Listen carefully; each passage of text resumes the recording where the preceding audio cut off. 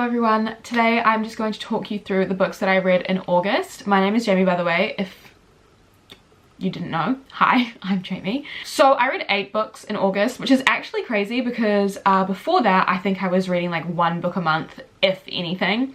So yeah, August was a huge reading month for me, which is why I kind of just wanted to like share my thoughts. I do have a lot of them. I've got a lot of them, so let's just get started. I've read most books on my trusty Kindle. A lot of them are Kindle Unlimited, I think. So yeah, they're mostly going to be on there, but I do have a couple of physical books that I read as well. First book that I read in August was Beertown by Frederick Buckman. I started off really strong with this book for this month. This was excellent. It's basically just about a small hockey town. It's very much like the sport takes over the town itself. Like the people, it's like the hockey players are the human beings in the town. So we're following like a bunch of different perspectives. Basically, to sum it all up and give like the shortest summary ever, a girl gets sexually assaulted at a party by one of the star hockey players, and this girl just happens to be the coach's daughter or the CEO of the hockey school. I'm really not sure, but she's the daughter of someone really important. So it very much becomes like a people versus the town sort of story. There's a lot of like hierarchy in this town, and it's all just like dealing with that. This was just an absolute page turner. It was very, very gripping. It was written very, very well, and it was really, really heartbreaking as well. Like the scenes were actually quite hard to read, so I will say trigger warning going into it, but it was just really good. I wish I could explain more, but I read it like around my birthday, and I read it really fast, and I literally can't remember anything. I was thinking really good things as I was reading it. I was like, you know what, if I was doing videos still, this is what I would say about this book. And then now it's come to me actually making a video and I can't remember. Basically, I rated it 5 out of 5 stars, and it was very good, very impactful, and I definitely recommend it, and I cannot wait to read more of Frederick Buckman's works. After that, I read The Cheat Sheet by Sarah Adams, which is a Kindle Unlimited book. This is a romance. It was friends to lovers, sports romance. Those are the tropes, I would say. Oh, and fake dating. There's fake dating in there as well. We follow our 2 best friends. One of them is like very, very famous. I don't know a lot about sports, but he's a footballer. He's a quarterback. I feel like that means something to people. That being a quarterback is important, right? I feel like that means something. He's a quarterback. He's very, very good looking, very famous. His girl best friend, who was insufferable by the way, she gets really drunk one night when she's out with the guys, because she's just like one of the guys. Unlike all of his like pretty girlfriends, she's just like one of the guys. This is how the book is written. I just need to stress, these aren't my thoughts. This is how the book is written. Anyway, she gets really, really drunk and then accidentally says to a reporter that she's like in love with him or whatever. The reporter filmed it, and this video goes viral, and then everyone like wants them to date, and so people are being like, you guys need to date, and they end up fake dating, but they're both secretly in love with each other. We get chapters from both of their perspectives, and we know from the beginning, to the point where the guy like has heaps of girlfriends. For some reason he just dates up a storm, but he doesn't have sex with any of them. Really weird. He like doesn't have sex with any of them because he can't be intimate with them while he's still in love with his girl best friend. Honestly, don't know why he is stringing along these girls anyway. Like, he's not having sex with them is like some amazing like good guy move. Why is he dating them in the first place? To be honest, I rated this 1 star. I thought I rated it 2, but I just looked at my Goodreads and I rated it 1 star. Characters were just really annoying. Like, our footballer, he had no personality beyond like being in love with his girl best friend and being famous. I kid you not, like reading his passages, like reading his chapters was like reading a brochure. Like, it was so boring, no flavor, nothing. And then the girl, she's a dancer. She like broke her leg somehow. Now she's like a dance teacher. She's really poor. She doesn't want to take any money from her guy best friend. Like, she acts like a child. She actively acts like a child, but whenever she comes into encounter with any like other woman that is interested in her guy best friend, she's an actual bitch. Like, she's so mean. But then like when she sees him, she's like, oh my god, like I'm just a little girl. Like, no thank you, no thanks. I didn't like them. I wasn't rooting for them. I always find, like, please correct me if I'm wrong, but I find with a lot of the friends to lovers books that I read, I feel like the girl main character is always really misogynistic for some reason. Like, she's always very like hating on other girls, and like she's the girl best friend that no one can compare to. It's always really jealous. I don't know, like I am yet to find a friends to lovers book that I really enjoy, except for maybe the Addicted series by Kristen Rebecca Ritchie. I could be wrong, there could be friends to lovers books that I have enjoyed in the past, but this was really, really not one of them. The ending also really sucked. The ending was really bizarre, really, really weird. If you know what I'm talking about, please comment it down below so we can like talk shit about it, but it is spoilers, so I don't want to share it, but it's dumb. I will say this right now, it's stupid. Anyways. Angry Jamie is coming out again. I'm filming videos. I realize how mean I can get about books, but anyways. Next, I read a book also on Kindle Unlimited called The Venue by TJ Payne. This is a thriller, a really gory, really violent thriller. And it was so stupid, like so silly, but I loved it. I gave it 4 out of 5 stars. I loved it. Let me try and sell this to you. Okay, so it's about this woman. She is recently broken up with her partner that she's been with for ages. They're lesbians. Hello. They're broken up, but they had only broken up like last week. So they are going with our main character's parents to the wedding of our main character's like childhood best friend who is getting married to this woman. And it's a wedding that is like in a different country, so it's international, and they're flying the other 4 of them together. And it's at this really crazy place where you're not allowed your phones. It's called like a resort. You're not allowed your phones, and you have to wear these watches that are like your room key and everything else. The main character, the woman, starts to realize that everyone at this wedding is someone who has been really horrible to the groom in the past. And it turns out that all the people that have been invited to the wedding are people that have wronged the bride and groom in the past, and they all have to kill each other. And if they don't kill each other before midnight, if they don't kill at least one person before midnight, their watch explodes. If they kill one person before midnight, they get to leave unscathed, and their memory gets taken away. It sounds really convoluted, but it was so fun. I read this in one sitting, like front to back, on my Kindle, zoomed through it. It was so much fun. It was so tongue-in-cheek, and the fact that our main character is just this lesbian action hero, like hello, morally I was like, what is going on here? It was just very, very easy to read, very accessible, and just an absolute page turner, and the characters were really good, and I genuinely really liked it. It was just a lot of fun, and that's all. Like sometimes you need that. Sometimes you just need a book which is a lot of fun, and that's what this was. And I recommend it, and it's on Kindle Unlimited, so if you have a Kindle, you can read it for free. And it's only like less than 300 pages. So go read it, please. I want to talk about this with someone, please. Next, I read You've Reached Sam by Dustin Thau. I feel like this is probably one of my last ditch efforts to read YA. This is a YA contemporary novel. I rated it 2 stars. It's about this girl whose boyfriend, they're both teenagers, they both go to school. Her boyfriend dies right at the beginning of the book. Like, we don't even get to see him alive, really. Her boyfriend dies, and then she tries to call him, like, one night. She's been really, really struggling with her grief. Like, she's throwing out all of his belongings. She wants to just get over him, like, pretend he never existed. But one day is particularly hard, and she gives him a call, like, just to hear his voicemail. But he picks up. And their connection is still alive, but only through these phone calls. So it's basically she gets a second chance at saying goodbye, especially because before he died they had had a really big fight. She wasn't answering his calls, so they get like a final apology and all that sort of stuff. Yeah, I rated it 2 out of 5 stars. I don't think it was very strong, especially because the book starts after he's passed away, so I really didn't feel any of the impact of his death and her grief. I felt like we as readers had not earned those emotional stakes yet. So I was really like disconnected from that. There's also some other elements like bitchy friends and like people bullying and gossiping in the hallway, and I just feel like I'm too old for that. Like, this is not on the book, this is on me. And I know that people are going to be like, why are you surprised that a YA book was too young for you? I agree.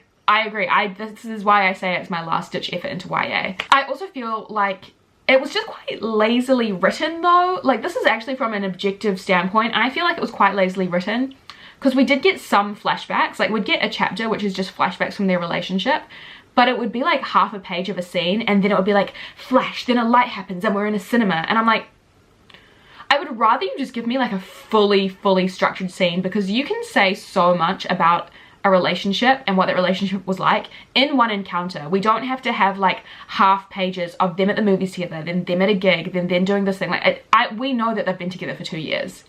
You can just show us with like maybe 5 like fully fleshed out, very well written scenes rather than snippets of their relationship. Because I just, at the end of the day, did not care about Sam, who he was before he died. I didn't know anything about him. I did not care about him.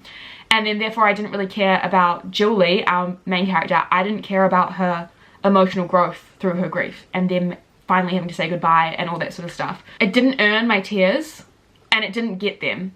That sounds so mean and so harsh, but it's true. Like, it's true. Anyways, I'm sure some people were emotionally affected by this book, and if you were, good for you. I'm so happy you got the experience that I didn't get.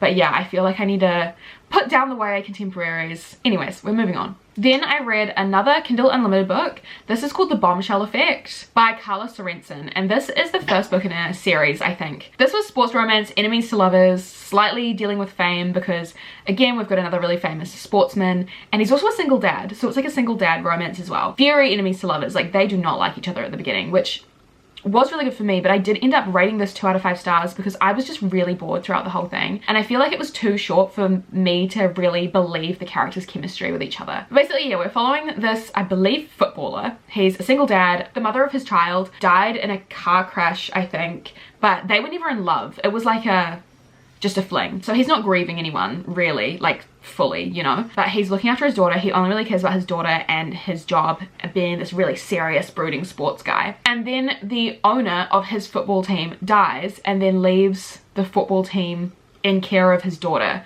So now his like super influencer, hot blonde bombshell daughter now owns this football team and owns him, but they're also next door neighbors, and they had a really awkward encounter when she first moved in. So they're now, yeah, they're just having to work together, and she like owns him, basically owns his work. She doesn't know anything about football, but they slowly start to have a romantic relationship because they're really attracted to each other. So they end up having like a friends with benefits type situation after they get over their hatred for each other, and then they like fall in love. I feel like it was all just a bit too fast, and I feel like there's way too much football jargon for me to like really get into it. Like, it was actually very sporty and very much heavily focused on the business side of the sporting industry, which is why I was kind of a little bit like, okay, like let's just, no. It was just whatever to me. I really don't remember that much of it. I was skimming through it by the end, and safe to say I probably won't continue this series. Then we get into my physical books. Okay, so I was getting my hair done and I realized that my Kindle had died. No battery in it, and I was like, oh no, what am I gonna do? Like, this is gonna take a really long time. So I ended up buying a book at the bookstore before getting my hair done, and I bought Everything I Know About Love by Dolly Alderton, which is a memoir, and I ended up reading half of it when I was getting my hair done. Yeah, I just bought this on a whim because I had seen good things about it, and I was like, well, you know what, like, let's give a memoir a go.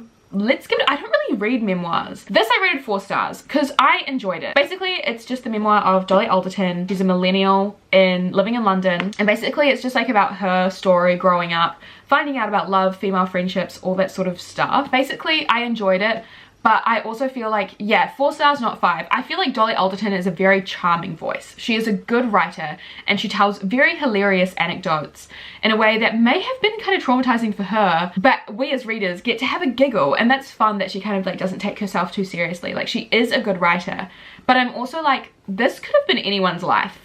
Like, this, it's not a particularly interesting life. Maybe that's why it's so popular and why it's so relatable, because so many young women can see themselves in these anecdotes and in their friend group and in these stories. I don't know, it's a weird one. I think I need to read some reviews. I just feel like Dolly Alderton just has a very charming voice, and it's good. And I know that she has a fiction book out, and I do want to read that. Anyways, this has been a really poor section of the video, and we're going to stop talking about this before I embarrass myself further. Then I read Thrive, which is the 4th and second to last book in the Addicted series. It's by Krista and Becca Ritchie. So the Addicted series and the Calloway Sisters series, they're 2 series that coincide, and they follow 3 couples. And Addicted follows Lily and Lo, which were like the first couples that we meet and find out about, and I really love them. They have such a soft spot in my heart. Basically, the Addicted series is like, Lily is a sex addict, Lo is an alcoholic, they're in recovery, they start dating, they were childhood best friends. It's a really long-winded series, and we spend so much time with them and their lives. But this is the 4th book, and this is actually the same timeline as the first 2 books in the Calloway Sisters series, which I had read first, so I already knew exactly what was happening, but just from the perspective of 2 other characters, so you get little extra stories. I enjoyed this probably the same amount as the first Calloway Sisters book, which was Rose and Connor, who were two of my favorites, but way more than Hot House Flower, which was the second book in the Calloway Sisters series, which follows Reich and Daisy, because I don't like them. We'll get into that. I'm gonna do a video, I think, on the Addicted series. I will do a full video on that because I have a lot of thoughts about the series as a whole, but it's not this video. But basically this was good, but like, and it was way too long. It was 465 pages because we kind of knew everything that was happening. But I do feel like you can't just read the Addicted series if you're fully into it. You need to read the Calloway Sisters as well. Because like, yeah, like we did have some things explained to us that were already explained in the first two books, but not all the details. And I feel like you needed all the details. This was kind of just like an extra book. Like I don't even think it was really needed. I enjoyed it, but it wasn't necessary, I think. It was good, but that's kind of all I have to say. Then the final book that I read in August was No Exit by Taylor Adams. This is a thriller. I read it in one sitting again. What is it about thrillers that have got me reading them in one sitting? I read it, like, sat down in the morning, finished it at 3 o'clock, had a couple of breaks in between, but like fully read it in one sitting. This was really good. This was 4 out of 5 stars again. This is a thriller about a girl called Darby. She's going to go to her hometown for Thanksgiving because her mum's dying of cancer and she has a really bad relationship with her mother. But it's like snowed in, so she has to stop at this rest stop. Then at this rest stop, there's like an older pairing, they're like cousins, and like older man and woman, and then a really young guy who's giving off really creepy vibes, and then this like really charming, also kind of young guy. And they're all locked in this rest stop together for like 8 hours.